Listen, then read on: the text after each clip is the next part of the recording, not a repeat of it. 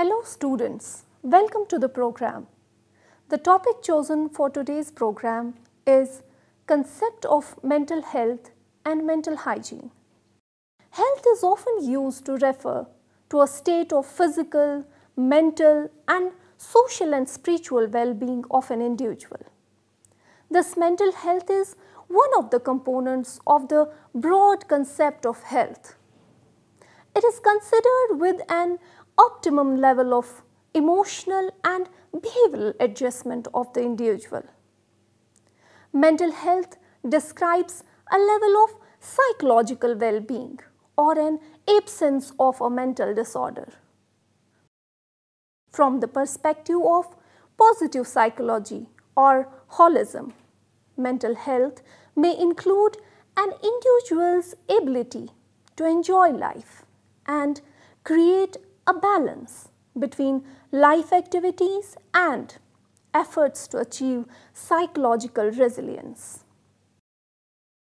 The World Health Organization defines mental health as a state of well-being in which the individual realizes his or her own abilities, can cope with the normal stresses of life, can work productively and fruitfully, and is able to make a contribution to his or her community. World Health Organization stresses that mental health is not just the absence of mental disorders. Mental health stands for the health of the mind, as Carter V. Good in the Dictionary of Education has termed it as the wholesomeness of the mind. It was previously stated that there was no official definition of mental health. Most recently, the field of global mental health has emerged, which has been defined as the area of study, research and practice that places a priority on improving mental health and achieving equity in mental health for all people worldwide. The history of mental health and hygiene is old as our civilization. In India, Ayurveda successfully developed a full-fledged system for treating the mentally ill people long back. But in the West, the mental hygiene movement started in the first decade of the 20th century. The history of mental health is the remarkable story of one person, Clifford Beers, also called the father of mental hygiene, a graduate of Yale College, who suffered his first episode of bipolar disorder following the illness and death of his brother. During his illness, Beers attempted to take his own life by jumping out a third-story window. Seriously injured but still alive, Beers ended up in public and private hospitals for the next 3 years. While in these institutions, Beers learned first-hand of the deficiencies in care as well as the cruel and inhumane treatment that people with mental illness received. Upon his release, Beers was resolved to expose the maltreatment of people with mental illnesses and to reform care. In 1908, he published his autobiography, A Mind That Found Itself. In the book, Beers declares, "As I penetrated and conquered the mysteries of the dark side of my life, it no longer held any terror for me. I have decided to stand on my past and look the future in the face." On February 19, 1909, Beers, along with philosopher William James and psychiatrist Adolph Meyer, created the National Committee for Mental Hygiene. Later, the National Mental Health Association and what we today known as the Mental Health America. Beers formed an international committee for mental hygiene in 1919. By 1930s, the times of the first International Congress of Mental Hygiene in Washington, D.C., there were mental hygiene societies in 25 countries. In London at the Third International Congress in 1948, the World Federation for Mental Health was formed. Despite the progress towards more humane treatment of mental patients in the 19th century, the mentally ill in United States continued to be persecuted well into the 20th century. An example of this is this inhumane treatment was the experience of Perry Beard, a graduate from University of Texas, who at the age of 34 in 1945 was hospitalized because of a manic depressive condition. Between 1944 and 1948, he wrote a manuscript titled Echoes from a Dungeon Cell, in which Perry declares, "I pray to God that in the future I shall be able to remember that once one has crossed the lines from normal walks of life into a psychopathic hospital, one is separated from friends and relatives by walls thicker than stone walls of prejudice and superstitions." Dear students, now the mental health in Indian perspective. Treatment of mental disorders in India mainly included psychotherapy, physiotherapy, shock, drug treatment, hypnotism, and religious discourses by sages. As per Ayurveda, psychotherapy used to be in the form of talismans, charms, prayers, and sleeping in temples with rituals. The indigenous manner of giving shock to the patients was terrorizing them by snakes, lions, elephants, or men dressed as pandits.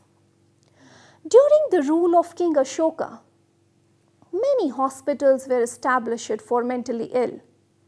A temple of Lord Venkateshwara at Tamil Nadu contains inscriptions on the walls which mentioned a hospital named as Sri Veera Choleshwara Hospital and contained 15 beds. Till early 60s, mental hospitals were the only places available for the treatment of mentally ill. However, as compared to the number of mentally ill patients, the service available were very less. On the recommendations of Boer Committee, 1946, All India Institute of Mental Health was set up in 1954, which became the National Institute of Mental Health and Neurosciences in 1974 at Bangalore.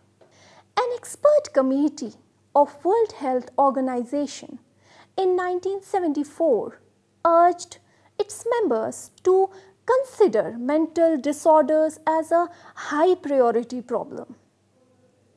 Hence, first community mental health unit was started with the Department of Psychiatry at National Institute of Mental Health and Neurosciences in 1975. National Mental Health Program was implemented to provide services to rural as well as urban population. However, even today, 80% of the rural population does not get these services. Now, the characteristics of mentally healthy persons. First, characteristics of mental health. Some of the characteristics of mental health are: number one, there is nothing called perfect mental health, rather it's optimum mental health. We can make a comparison among the people as per their mental health or their adjustment with self and environment. Number 2, mental health is a dynamic concept which denotes a state of balance or equilibrium of our mind. Number 3, mental health can't be achieved without physical health. As rightly said, sound mind lies in a sound body. Number 4, mental health and efficiency is not the same thing. One may be quite efficient and successful at his work or profession, but he could be most unhappy or full of anxiety. Number 5, mental health and social ability are not the same thing. A mentally healthy person is sociable. It is not necessary for a sociable person to be healthy-minded. Number 6, mental health differs from ethical standards. Morality does not guarantee mental health. Now the characteristics of mentally healthy person. A mentally healthy person is one who has adequate physical and intellectual development, has adequate emotional and social development, is always self-confident, knows his abilities, motives and desires, etc., and works accordingly, participates in creative and constructive activities, always lives in a world of reality rather than that of imagination and fantasy, remains satisfied, is happy and remains cheerful. Now students, the concept and definition of mental hygiene. Mental hygiene is a science which deals with the process of attaining and preserving mental health in the society. In other words, mental hygiene is the means and mental health is the end. Dorothy Dix was an important figure in the development of mental hygiene movement. Dix was a school teacher who endeavored throughout her life to help those suffering from mental illness and to bring to light the deplorable conditions into which they were put. This was known as the mental hygiene movement. Before this movement, it was not uncommon that people affected by mental illness in the 19th century would be considerably neglected, often left alone in deplorable conditions, barely even having sufficient clothing.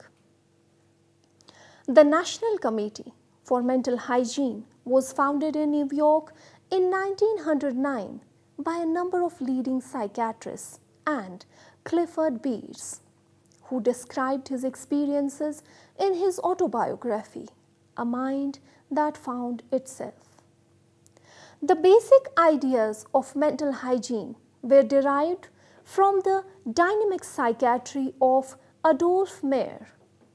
According to Meyer, mental illness and mental disorder were the outcome of dynamic interaction of individuals with their environments. In the mid-19th century, William Sweetser was the first to clearly define the term mental hygiene. Isaac Ray, one of the 13th founders of American Psychiatric Association, further defined mental hygiene as an art to preserve the mind against incidents and influences which would inhibit or destroy its energy, quality or development. Simon Freud's psychoanalytic ideas became increasingly influential in the United States in 1920s.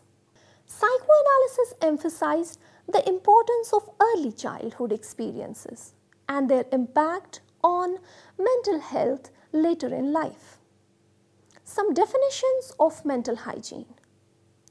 Dear students, different people have different views about the term mental hygiene. Some of these views are: Adolf Meyer and other psychologists used the term mental hygiene for the first time in history and said, mental hygiene deals with the mental health of the individuals In the same way, the physical hygiene is concerned with their physical health. As per Crow and Crow, mental hygiene is a science that deals with the human welfare and pervades all fields of human relationships. American Psychiatric Association views mental hygiene as mental hygiene consists of measures to reduce the incidence of mental illness through prevention and early treatment and promote mental health. Now, objectives and principles of mental hygiene. First, the objectives of mental hygiene. Mental hygiene is a science which deals with the process of attaining mental health and preserving mental health in the society. The main objective of mental hygiene is to build up one's ego rather than tearing down another's ego. Some main objectives of mental hygiene are: number 1, to help to realize one's potentiality. Number 2, to develop self-respect and respect for others. Number 3, to understand one's limitations and tolerate the limitations of others. Number 4, to cause a harmonious development. Number 5, to enable one to make effective adjustment in all spheres of life and all situations such as in school, home, society, and also with self. Now, principles of mental hygiene. To formulate general principles of mental hygiene is a really difficult task, as there is a wide range of differences among the individuals. There is no single or absolute standard to judge human behavior or action.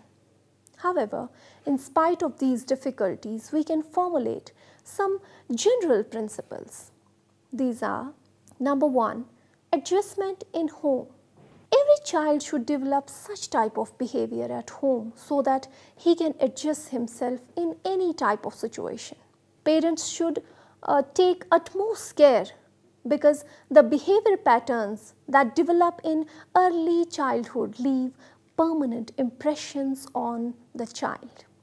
Number 2, adjustment in school.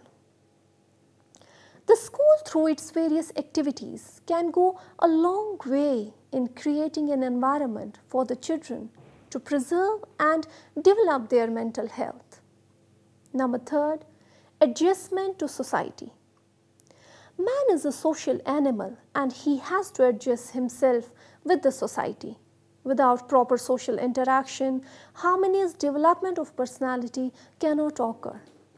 Hence, parents, teachers, and society must provide socially acceptable channels for the release of pent-up emotional feelings so that children and adolescents develop healthy personalities. Number 4, adjustment to work. According to Freud, one is mentally healthy if one can work successfully. School, through its programs, should develop the proper mental state towards work in child. Now, the functions and importance of mental hygiene. First, the functions of mental hygiene. According to Crow and Crow, mental hygiene has 3 main aims. They are the prevention of mental disorder, the preservation of the mental health, the discovery and utilization of the therapeutic measures to cure mental illness. This reveals that mental hygiene has 4 important functions, which are: number 1, preventive functions. The most important function of mental hygiene is to prevent mental health problems by developing some programs. Number 2, curative function. Another function of mental hygiene is to develop programs like counseling, psychotherapy to treat an individual or a group or to treat a mental patient. Number 3, preservative function. Not all the people are mentally ill, rather some of them possess sound mental health. So the third function is to preserve mental health. Number 4 is the training. Another function of mental hygiene is to train a set of personnel who can help the people with psychological problems. Now, importance of mental health and hygiene. Mental health has much wider scope than physical health, as it aims for the development of wholesome, balanced and integrated personality. Mental health is very important because mental health helps in number 1, the development of desirable personality.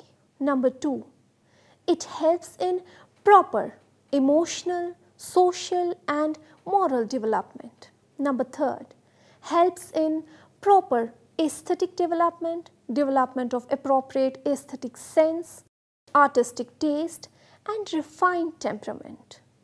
Number 4, helps in seeking proper adjustment as per the demands of the situation and well-being of the society.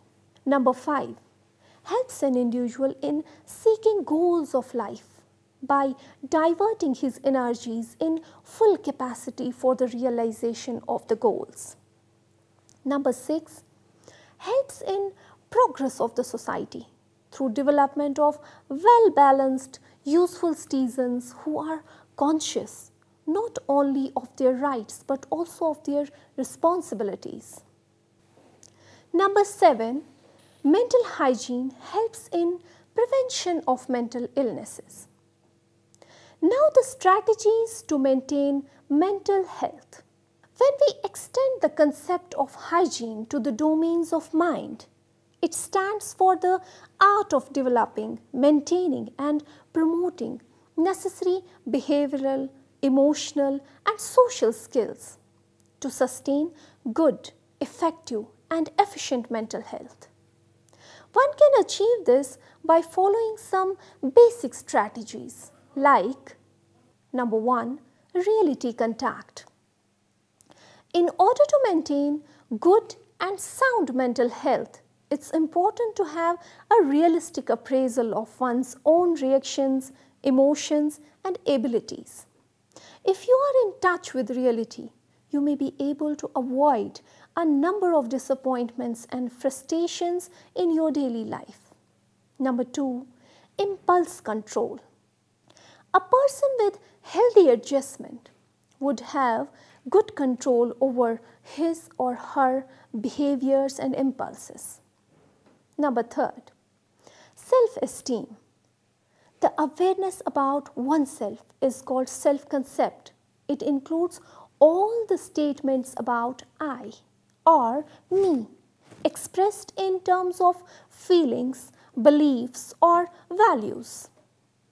Self-esteem is the evaluative component of self, which can be either positive or negative. A sense of personal adequacy or positive self-concept is essential for mental health. Number 4, positive thoughts. The quality of mental health depends on whether we direct our thoughts in positive or negative ways. Negative thoughts generate negative emotions such as anger, hate, jealousy, fear and despair, making our mind unhealthy and also harm the endocrine system. So we need to develop the power of positive thinking such as love, joy, happiness, hope, compassion, empathy and optimism in us, which strengthens our capacity to cope with various challenges of life. Now students, we conclude mental hygiene is the science of maintaining mental health and preventing the development of psychosis, neurosis or other mental disorders. Since the founding of United Nations, the concept of mental health and hygiene have achieved international acceptance. As defined in the 1946 Constitution of the World Health Organization, health is a state of complete physical, mental and social well-being, and not merely the absence of disease or infirmity. The term mental health represents a variety of human aspirations: rehabilitation of mentally disturbed, prevention of mental disorder, reduction of tension in the stressful world, and attainment of a state of well-being in which the individual functions at a level consistent with his or her mental potential.